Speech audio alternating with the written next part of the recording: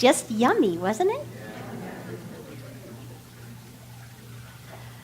So when we do prayer, as I'm praying this works, yes, it does. Yes, it does. Come on now, thank you. When we do prayer, anything that we pray for ourselves is a prayer for the world, because there's only one, right?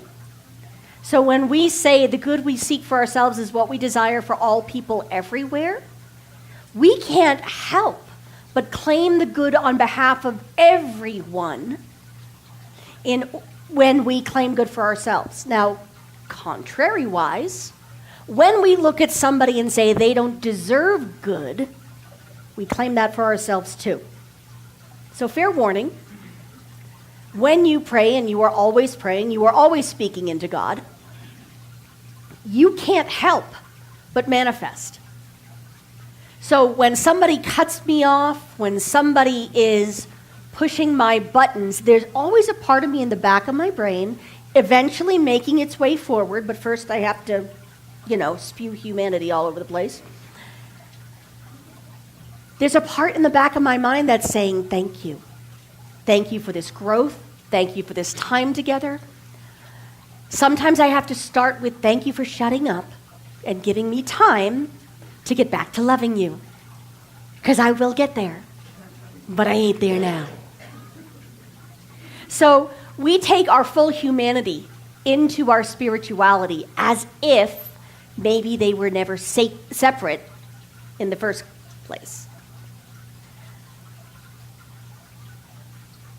So part of that sacred spirituality shows up in our creation stories.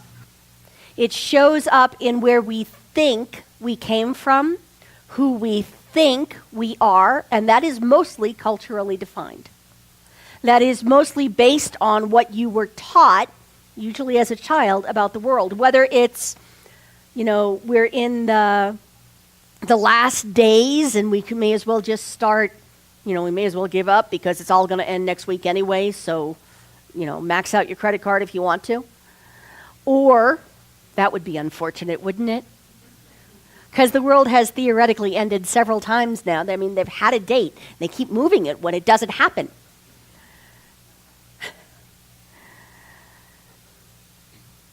Our creation stories, in a way, tell us who we are and who we think is in the world.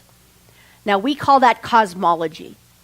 Our cosmology as religious science defines not just us, but our relationship to the universe, our relationship to each other, and our relationship to the divine, which is all one big relationship, right? So I went back to, I was looking at the creation story in the Judeo-Christian tradition in which I was raised. And then because I like going down the rabbit hole on the internet, I went to another of my favorite sources, which is Chabad.org, or Chabad.org, which gives me the Jewish interpretation of some stuff. And what was interesting to me was that my copy of the Bible reads, "So God blessed the seventh day and sanctified it, because in it he had rested from all his works, which God created and made."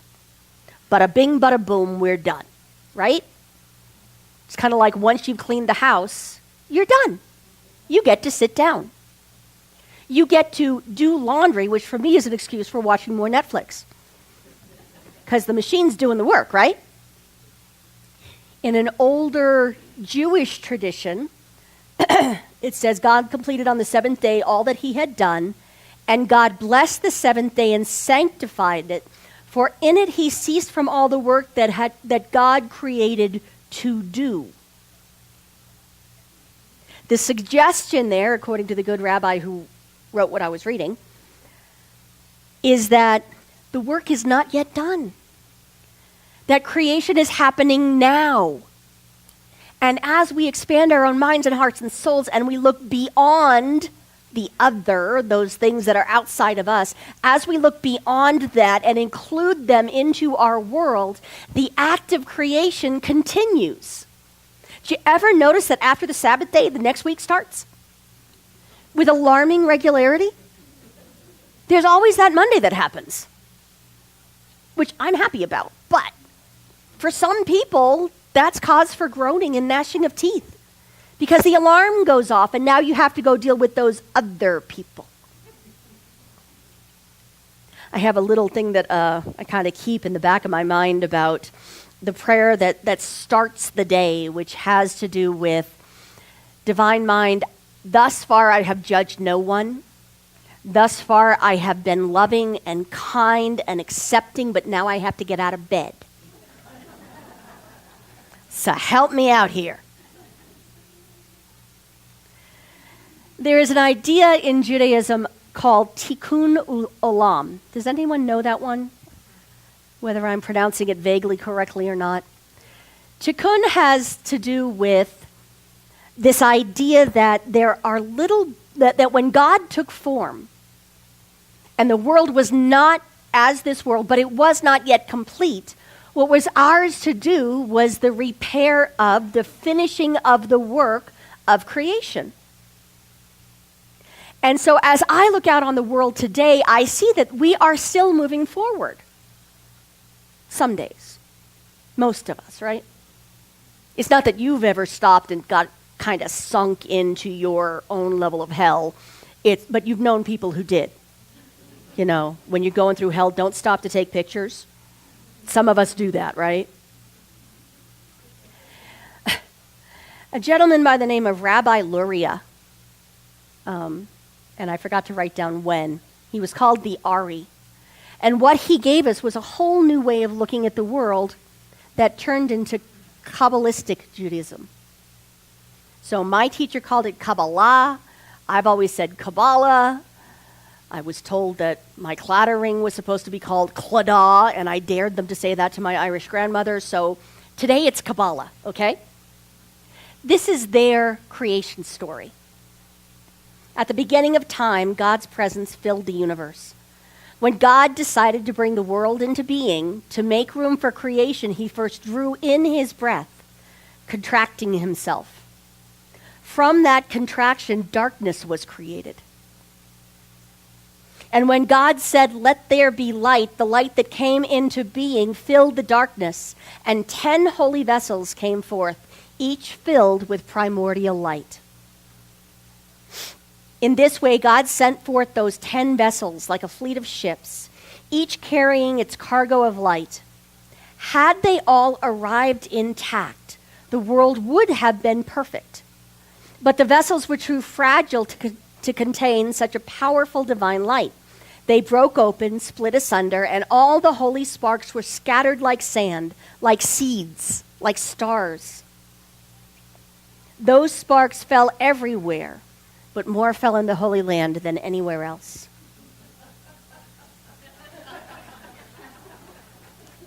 Okay?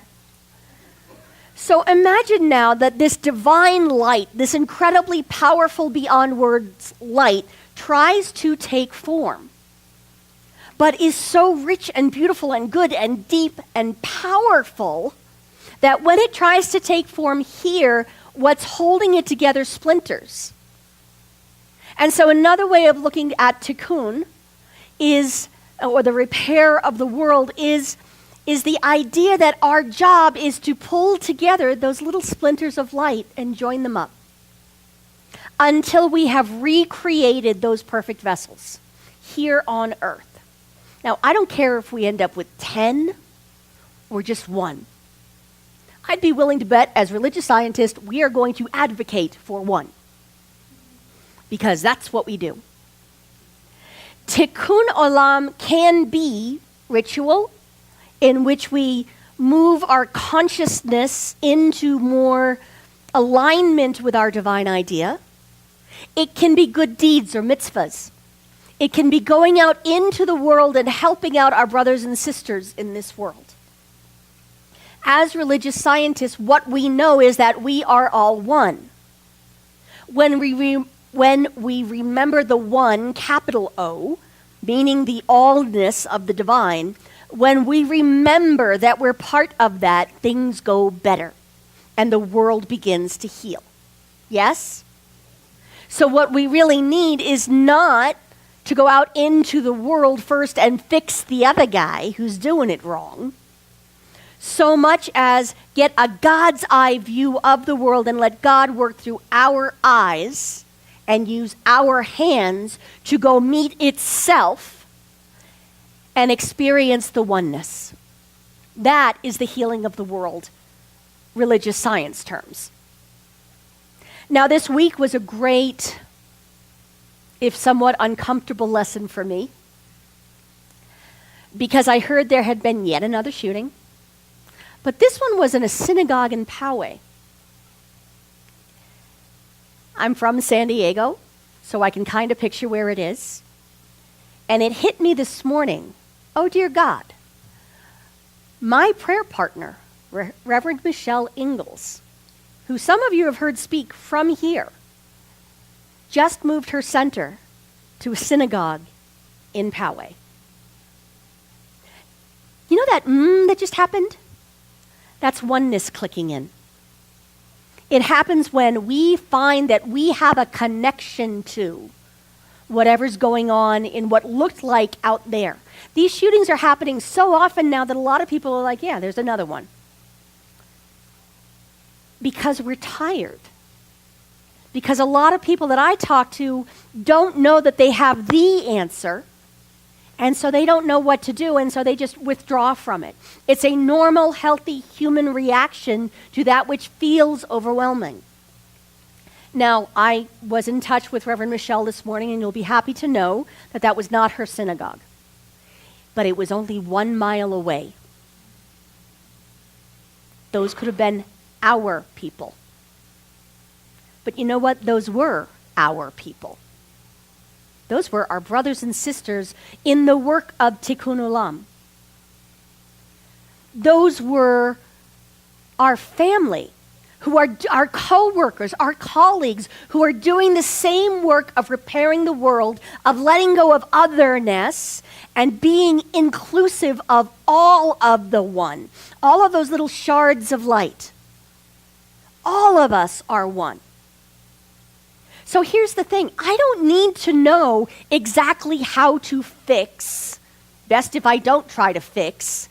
I don't need to know what to do about the shootings. I don't. I think there's lots of right answers. And it's going to require a lot of wisdom from everyone coming together to choose our highest wisdom. That is consensus. That's how we work here. We let the voice of the group speak its highest wisdom, and we keep talking until all of us are clear that this is our best answer. So I'm not up here advocating for gun rights or gun control or anything like that. I am saying that we have a right and a responsibility as those who are continuing the act of creation here in the world to choose consciously that activity which is right for us. Now, when I get to the end of any prayer, I say, and so it is. That doesn't mean that we're done. And I can go back to my old world and keep doing what I was doing. You've heard Eugene, I always want to call him Reverend Eugene, but I tend to promote people to minister all the time. Be careful, I'll make you a pope.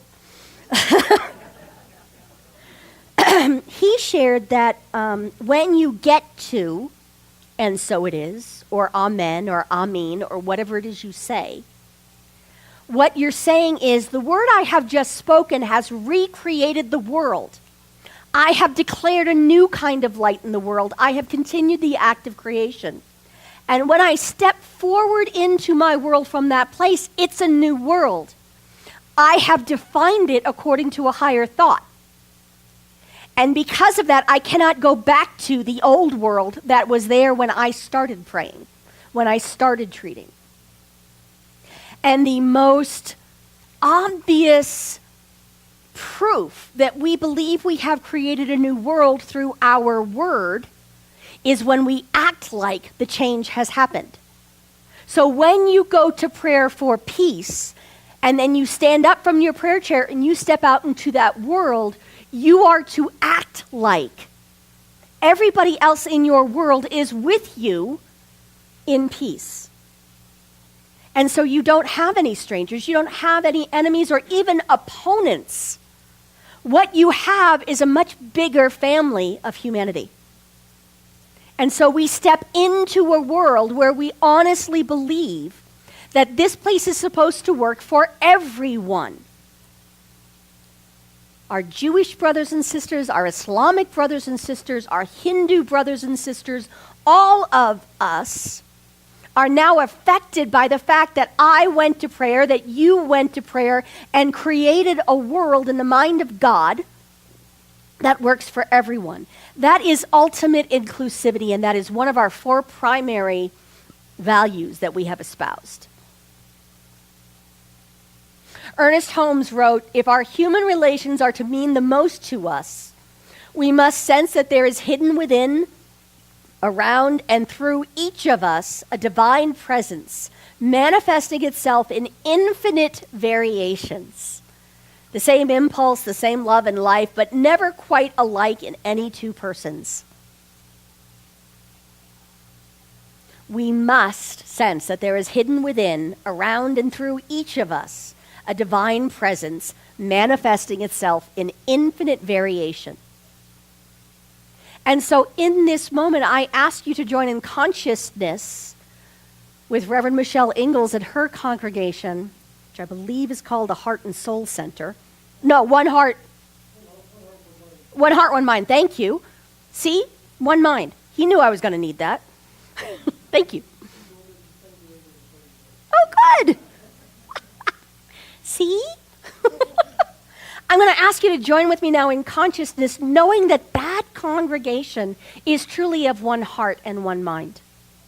Join with me now in consciousness, knowing that they are perfectly safe, that the congregation they share a building with is perfectly safe, and that all the other synagogues, bless you, in San Diego are perfectly safe and one with all of us. So just breathe that in for a second. This is Tikkun Olam. We've gathered some of those shards of light here by knowing this. And when we step out into the world, what is ours to do is act like it. Like we are not separate from, better than or less than anyone. And as I said earlier, what we really need is that God's eye view of the world. When we go to prayer, that is what we're doing. We're lifting our consciousness, for want of a better word, we're lifting it up and out of the situation so we can gain perspective. A new, bigger perspective. We can see more of what's going on. Swami Shankarananda was here last Monday, and I've got to tell you, that's becoming one of my favorite Mondays of the entire month. Because he comes in here and he has that vision. He has that God's eye view of the world. And part of the reason he has that is because he practices something called japa. Japa is chanting, and it's different chants for different people, but mostly what you're chanting is the name of the divine, one of the names of God. So whatever word works for you is what you would be chanting, and with whatever energy. One of his personal japas that he was assigned had to do with peace. And he said that's why he was able to walk for several months through a desert. And what he needed came to him. He walked for 2.5 years and was supported by people. He was not allowed to carry any supplies. So, but that might not seem to have much to do with healing any other part of the world, but I would suggest to you that that willingness to throw himself entirely into divine providence and walk for peace is part of the reason we're actually seeing more and more peace in this world every day. Do you know that peace is broken out in all sorts of places? They don't report that on the news, do they?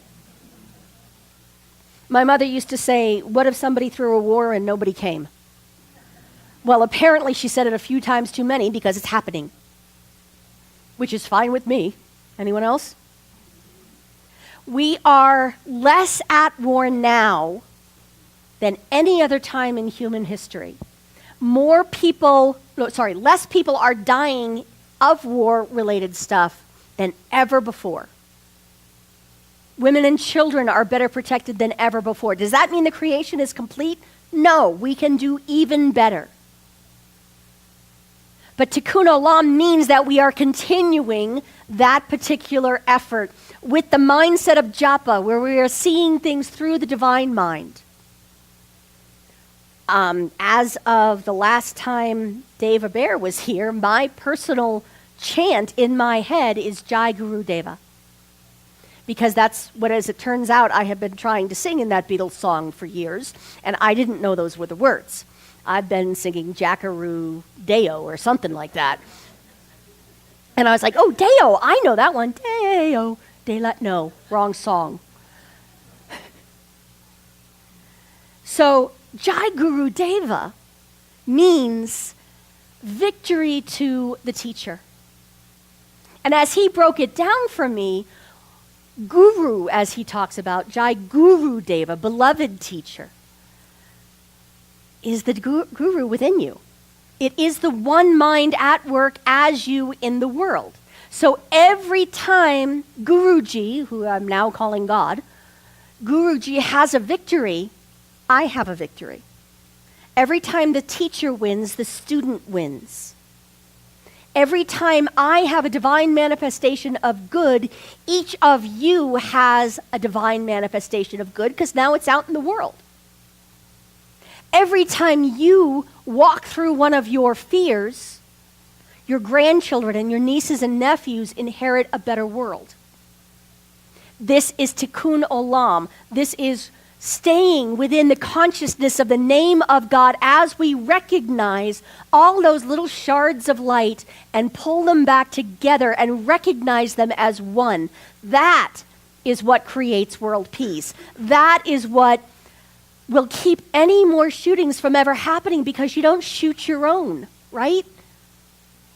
I remember a feminist theory said that grandmothers should be in charge of the world, because no woman would shoot another woman's child.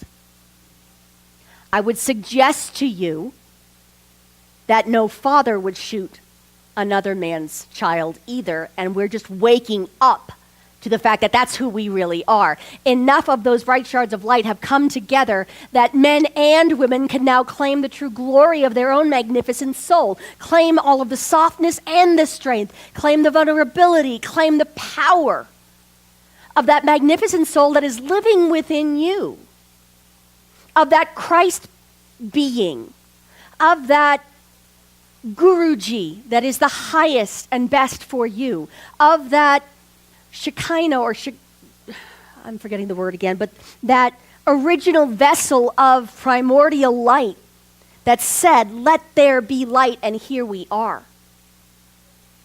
There is within you, no matter what your doubts or fears, that one bright shining light that is your true essence. It's what makes your heart beat. It's why you breathe in. When you breathe in, you inspire, you bring in spirit.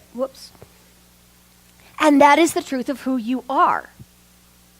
Now, this morning, as I was doing some of my spiritual practice, I was reading in the Science of Mind that sometimes we will manifest in spite of ourselves, in spite of all of our human fears, in spite of all of our pain, and in spite of our history that we cling to. We will manifest the divine being because we can't help it.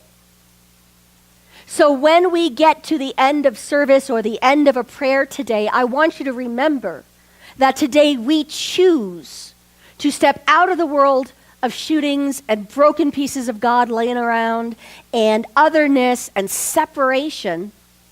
And just like Jesus coming out of the tomb on Easter, which was last week, we get to step into our magnificence. We step into this whole new world that really does exist.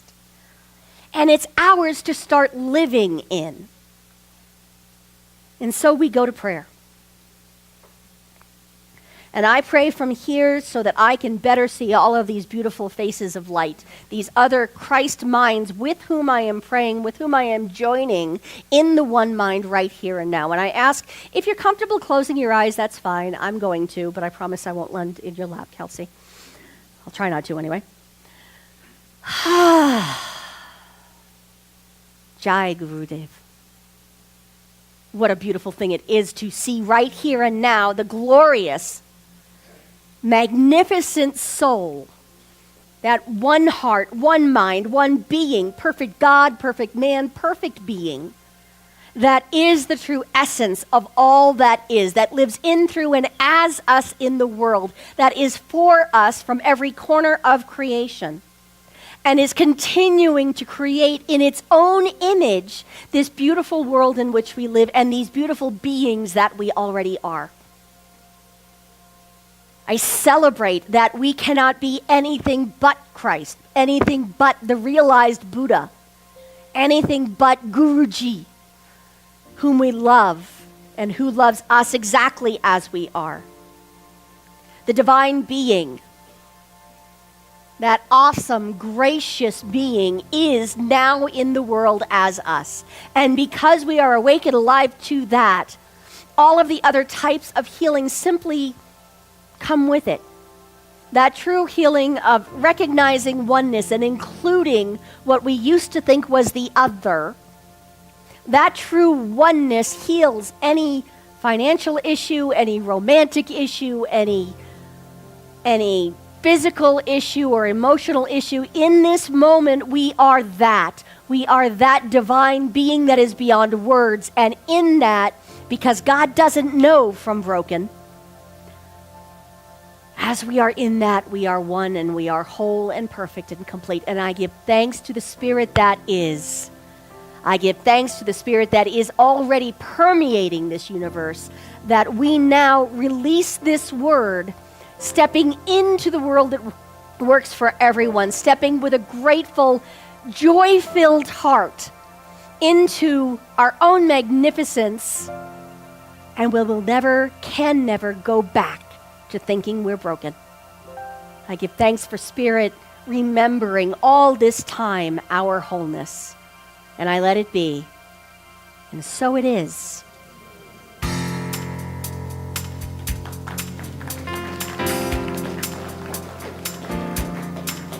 So at this time, I'm going to ask you to stand.